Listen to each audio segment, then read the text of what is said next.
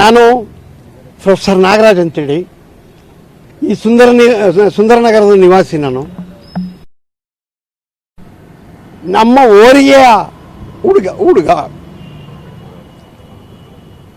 ಎಲ್ಲರ ಜೊತೆಯಲ್ಲಿ ಸ್ನೇಹಮಯಾಗಿ ಮಾತಾಡಿಕೊಂಡು ಖುಷಿಯಾಗಿ ಬೆಳೀತಿದ್ದಂಥ ಹುಡುಗ, ಮುಂದೆ ಅರಳಿ ದೊಡ್ಡ ಸಾಧನೆ ಮಾಡಬೇಕು ಅನ್ನೋ ಕನಸು ಕಾಣ್ತಾ ಇದ್ದಂಥ ಹುಡುಗ. ಅಂಥವನ್ನ ಈ ಟೆರರಿಸ್ಟ್ ನಾಯಿಗಳು ಬಲಿ ತಗೊಂಬಿಟ್ರು. ಇದಕ್ಕೆ ಏನು ಕತೆ? ಹೀಗಾದರೆ ಏನು? ಹಿಂದೂಗಳು ಕೇಳಿ ಹೊಡೆದಿದ್ದಾರೆ. ಇದು ಹಿಂದೂ ದ್ವೇಷದಿಂದ ಮಾಡ್ತಾ ಇರೋಂಥ ದೊಡ್ಡ ಘೋರ ಕೃತ್ಯ. ಇದಕ್ಕೆ ಇದು ಪರಮಾವಧಿನ ಮುಟ್ತಾ ಇದೆ.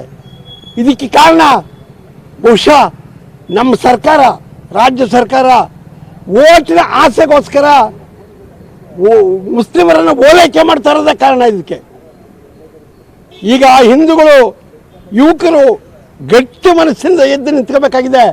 ಸರ್ಕಾರ ಮಾಡೋಕ್ಕಾಗದೇ ಇರೋ ಕೆಲಸನ ನಮ್ಮ ಹುಡುಗರ ಮಾಡ್ಬೇಕು ಅಷ್ಟೇ. ಬೇರೆ ಇನ್ನೇನು ಗತಿ ನಮಗೆ?